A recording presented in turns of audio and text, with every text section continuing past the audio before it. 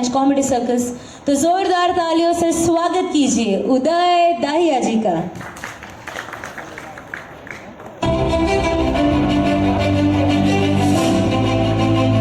तालियों के साथ स्वागत कीजिए उदय दाहिया का।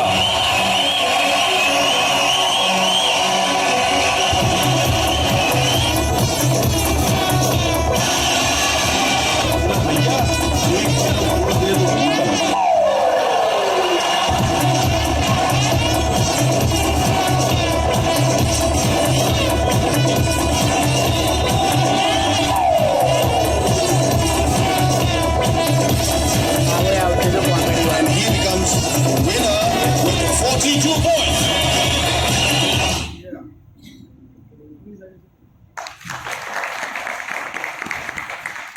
नमस्कार, कैसे हैं आप लोग? क्या बात है। अरे भाई, ये सारा लाइट मुझ पे मत जला, थोड़ा ऑडियंस में जलाओ। इतने प्यारे लोग बैठे हैं, मुस्कुराएंगे तो खूबसूरत दिखाई देंगे। वाह, क्या बात है, बहुत बढ़िया।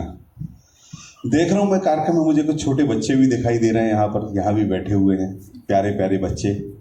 मैं जब आज के बच्चों को देखता हूँ ना, आज के दौर के बच्चों को देखता हूँ, तो मुझे अपना बचपना याद करके बड़ी शर्मिंदगी होती है। क्योंकि हमारा बचपना जो था ना, वो कैसा था आप भी जानते हैं। हमको तो 100 तक की गिनती मार मार के सिखाई जाती थी। 100 तक गिनो, हम 89 पे अटक जाते थे। फिर समझ में नहीं आता था आगे 80 बोलना है कि 90 बोलना है। और ये आजकल के जो बच्चे हैं, ये 100 तक की गिनती तो टीवी का चैनल बदल बदल के सीख लेते हैं। इसके बाद इनके पास लैपटॉप है, कंप्यूटर है, मोबाइल है, इतनी सारी चीजें इनके पास हैं। इनका दिमाग इतना तेज हो गया है, आप इनसे कुछ पूछो, ये उसका जवाब नहीं देते हैं। ये आपके क्वेश्चन पे एक और क्वेश्चन ठोक देते हैं।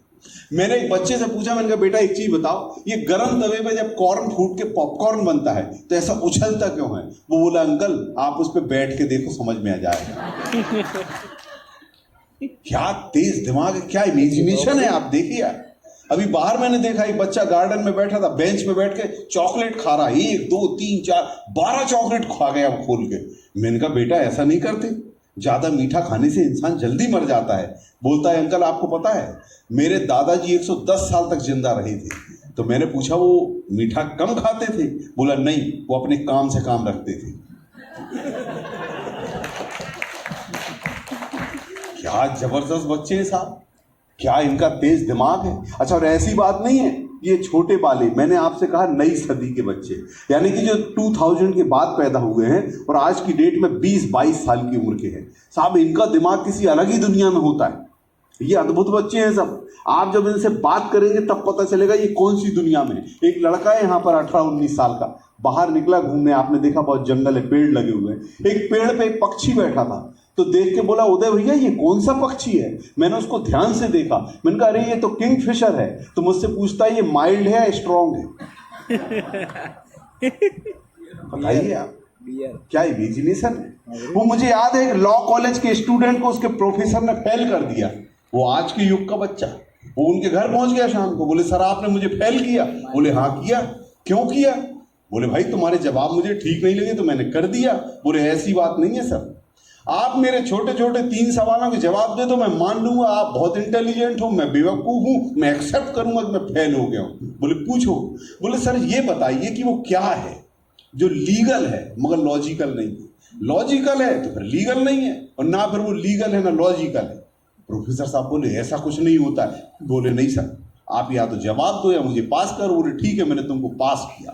अगले दिन प्रोफेसर साहब ने अपनी क्लास में ट्राई किया। बोले बच्चों कौन बताएगा मेरे छोटे छोटे 3 सवाल हैं, वो क्या है जो लीगल है तो लॉजिकल नहीं है, लॉजिकल है तो लीगल नहीं है, ना फिर वो लीगल है ना लॉजिकल है। एक लड़का बोला सर मैं बताता हूं। अब आप देखिए कि बच्चों का क्या तेज दिमाग है। वो बोला सर ऐसा है कि इस साल आप रिटायर होने वाले, आपकी उम्र लगभग 60 साल है। पिछले साल आपने एक 24 साल की लड़की से शादी की है, ये लीगल तो है मगर लॉजिकल नहीं। अब वो लड़की एक लड़की से प्यार करती है, ये लॉजिकल तो है मगर लीगल नहीं। और उसी लड़के को कल आपने पास कर दिया जो ना लीगल है ना लॉजिकल। क्या तेज दिमाग है साहब। अच्छा, ये बच्चों का जो दिमाग तेज हो रहा है, इसके पीछे लॉजिक क्या है, रीजन क्या है, वो मैं आपको बता रहा हूं। क्या है कि एक ऐसा कार्यक्रम जो पहले रोज होता था घर में, स्कूल में, आजकल वो बंद हो गया है। और वो कार्यक्रम है पिटाई का कार्यक्रम। आजकल पिटाई ना स्कूल में होती है ना घर में होती है। आजकल जो बच्चों को रिफ्रेशमेंट के नाम पे घुमाने ले जाते हैं ना, मॉल ले जा रहे हैं, वाटर किंगडम ले जा रहे हैं, बॉलीवुड पार्क ला रहे हैं। जब हमारा बचपना था तो रिफ्रेशमेंट का एक ही साधन था, एक जोरदार झापड़ मारते थे, बच्चा 3 दिन तक रिफ्रेश रहता था। 3 दिन तक वो अपने मम्मी पापा के आसपास भी नहीं आता था, दूर से ही निकलता था। और अभी के बच्चे मैं देखता हूं, जो नए बच्चे हैं आज की पीढ़ी के, छोटे छोटे बच्चे, क्या सुविधाएं मिल रही हैं उनको। आप देखो, ऐसी सुविधाएं हमें तो कभी मिली ही नहीं। क्या सुविधाएं आजकल के बच्चों के पास में। हाँ, इनको जब मैं देखता हूं तो मेरा मन करता है जल्दी मरो, वापस पैदा हो, अपने को ही मिलेगी।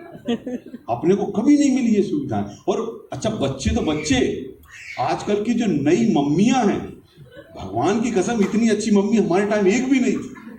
इतनी अच्छी मम्मियां आई हैं आजकल, क्या पेशेंस है उनके अंदर, और क्या बातें करती हैं बच्चों से अच्छी अच्छी हैं।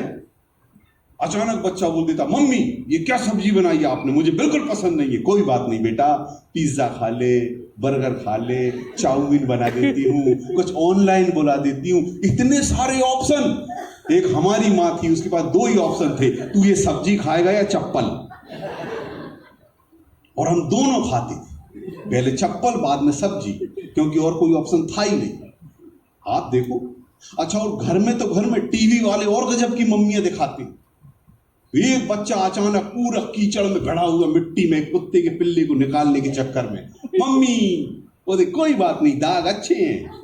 मेरी मम्मी होती तो मार मार के उधेड़ देती मेरे। ये क्या करके आया। आप देखो, छोटे छोटे बच्चों को क्या सुविधाएं मिल रही है। और हम पेरेंट्स लोग, आज के पेरेंट्स लोग क्या तैयारी करते हैं। एक उसको सॉक्स पहना रहा है, एक शूज पहना रहा है, एक बैग टांग रहा है, फिर उसका हाथ पकड़ के ले जाते हैं और स्कूल की वैन में बिठा के ऐसे बाय करते हैं जैसे वो जंग लड़ने जा रहे हैं। एक हम जाते थे स्कूल पढ़ने, रोज थप्पड़ खा के स्कूल जाते थे, और जिस दिन थप्पड़ नहीं पड़े हम समझ जाते थे आज संडे। क्या क्या सुविधाएं आजकल बच्चों को। आप देखो, 4G 5G नेटवर्क।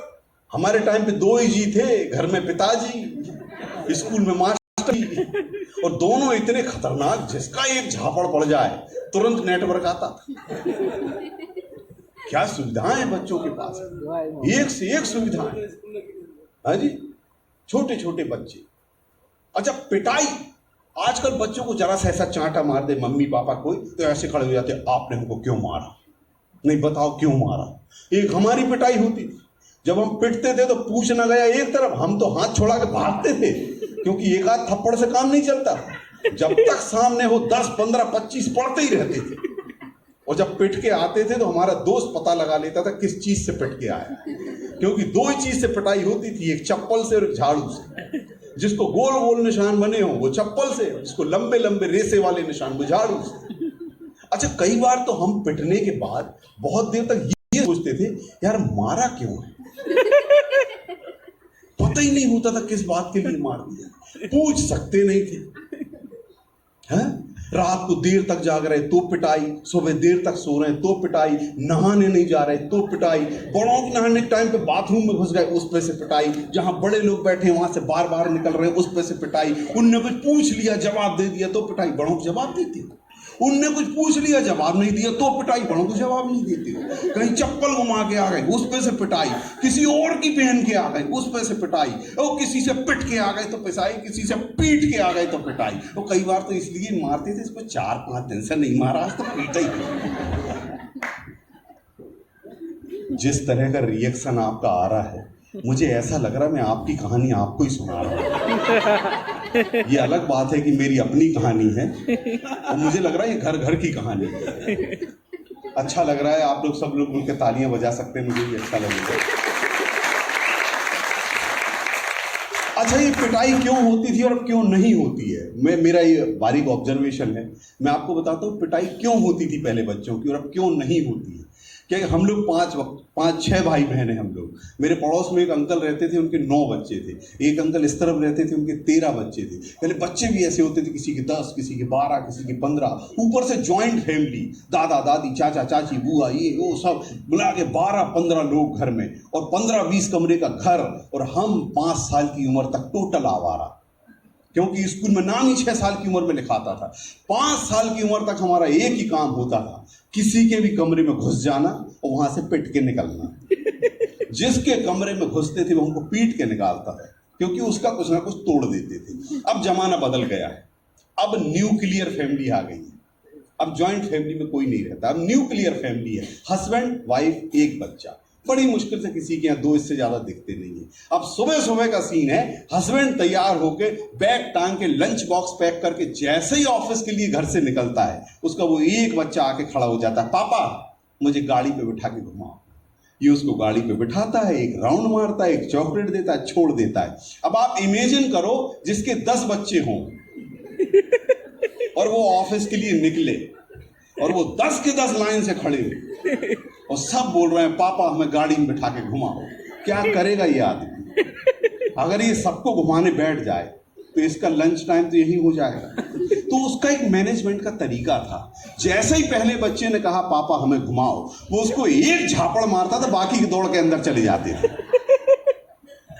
इसको बोलते हैं मैनेजमेंट। और आजकल के बच्चों को तो कोई मार नहीं सकता, मैं इस बात की गारंटी दे रहा हूं। कौन मारेगा इन बच्चों को? 2 साल के मासूम होते हैं, 2.5 साल के, अपना नाम बोलना नहीं आता इनको और इनका स्कूल में नाम लिखा देते हैं। और फिर ये मासूम बच्चे के पीठ पे एक बैग, उसमें कापी किताबें, पानी की बोतल, लंच बॉक्स, जितना वजन बच्चे का नहीं उतना बैग का वजन, वो उसको पीठ पे लाद के ऐसे चलता है जैसे अनाज मंडी का मजदूर बोरा लेके जा रहा हो। उसके बाद ये बच्चा 90% मार्क्स लाता है, 90%। वो टेंशन में रहता है 90% आए, उसके 92 आए, मेरे 90 आए, 90 ला के ये टेंशन में। मैं जब छोटा था तो मैं अपने पिताजी को देख के घबराता था मन में कि भगवान ये मेरा बाप कहीं मुझ में 2-4 धर ना ले। मैं बड़ा हो गया हूं तो मैं अपने बच्चे को देख के डरता हूं कि भगवान ये मेरी औलाद कहीं कुछ कर ना ले। ये बच्चे को कोई मार सकता है? मेरे भतीजे के 98% आए, वो टेंशन में। मैंने कहा क्या हुआ बेटा? बोलता चाचा 98% आए। मैंने कहा नालायक, जितने नंबर ला के तू टेंशन ले रहा है ना, इतने में तेरा बाप और मैं दोनों मिलके पास होते। हमारे तो आते ही थे 48-49% और हम उसमें खुश, घर वाले खुश, मोहल्ले वाले खुश, सब खुश। आजकल के बच्चों को मैं देखता हूं 90+ मार्क्स ला के टेंशन में रहते हैं। ये छोटे छोटे टीनेजर बच्चे, ये सिंगल डिजिट एज वाले बच्चे, ये टेंशन लेते हैं। मैं आपसे एक बात कहना चाहता हूं, मेरे साथ पढ़ने वाले बहुत सारे बच्चे 8वीं तक पढ़ा है, कोई 10th पढ़ा है, कोई 12th पढ़ा है। आज उनका अपना परिवार है, उनकी छोटी मोटी नौकरी है, बिजनेस है, व्यापार है, सब बहुत अच्छा आनंद का जीवन जी रहे हैं। मैं इन बच्चों से एक बात कहना चाहता हूं, आप अपना 100% दीजिए, लेकिन जब रिजल्ट आता है तो आप उसे एक्सेप्ट कीजिए, क्योंकि डिग्रियों पे लिखे हुए परसेंटेज किसी का भाग्य तय नहीं करते। आप अपने भाग्य के बनाने वाले आप खुद हो। आज जिंदगी में जो चाहोगे वो बन जाओगे। और जब जब किसी के भाग्य में पढ़ाई की रेखा थोड़ी छोटी होती है ना, वो आदमी कोई दूसरे क्षेत्र में ऐसा कमाल काम करता है कि पूरी दुनिया उसको सैल्यूट करती है। एक बहुत बड़ा उदाहरण है हमारे देश में, सचिन तेंदुलकर साहब सिर्फ 10वीं क्लास तक पढ़े, लेकिन उन्होंने क्रिकेट में इतना बड़ा नाम बनाया है कि पूरी दुनिया उनको सैल्यूट करती है। तो बस बच्चों से एक ही बात कहना चाहता हूं, अभी परीक्षाएं हुई हैं, कुछ दिनों में रिजल्ट आएगा। उस मार्कशीट को देखकर उदास होकर कोई गलत काम मत करना, क्योंकि वो महज एक कागज का टुकड़ा है और आप किसी के दिल के टुकड़े हो। बहुत बहुत धन्यवाद। मैं इस तरह की बातें घंटे 2 घंटे 3 घंटे लगातार कर सकता हूं, लेकिन यहाँ एक टाइम स्लॉट होता है, उतनी देर में मुझे अपनी बात करनी होती है। तो मेरा समय यहाँ समाप्त हुआ, लेकिन जाने से पहले अपने एक मन की बात आपसे शेयर करना चाहता हूँ। जब मैं कॉलेज के फाइनल ईयर में था तो मेरे सामने ये सवाल था कि दहिया साहब जिंदगी में अब क्या करोगे। तब मैंने एक बहुत बड़े दार्शनिक एक संत की 2 लाइन सुनी। उन्होंने कहा कि जब आप हंसते हैं तो आप ईश्वर की प्रार्थना करते हैं, जब आप दूसरों को हंसाते हैं तो ईश्वर आपके लिए प्रार्थना करता है। और तब मैंने तय किया कि मैं जीवन में एक ही काम करूंगा, मैं लोगों को हंसाऊंगा। हंसते हुए लोग खूबसूरत दिखाई देते हैं और मैं अपने काम से लोगों को खूबसूरत बनाता हूं। बहुत बहुत धन्यवाद। नमस्कार, जय हिंद। एक बार जोरदार तालियां होनी चाहिए हमारे उदय जी के लिए। तो चलिए, पिक्चर की शुरुआत तो हो गई, गाना हो गया, कॉमेडी हो गई, लेकिन पिक्चर अभी बाकी है मेरे दोस्त। तो चलिए चलते हैं हमारे क्लाइमैक्स की ओर। आप सभी अपने दिल की धड़कनें थाम के बैठिए, क्योंकि अभी जो परफॉर्मेंस होने वाला है बहुत ही एनर्जेटिक और धमाकेदार होने वाला है। वैसे मुझे एक बात बताइए, हमारे बॉलीवुड के राजा बाबू कौन है? जी हाँ, तो हमारे बॉलीवुड के हीरो नंबर 1 यानी गोविंदा जी के लिए यहाँ कुछ गाने डेडिकेट होने वाले हैं, तो एक बार जोरदार तालियां होनी चाहिए फॉर गोविंदा जी।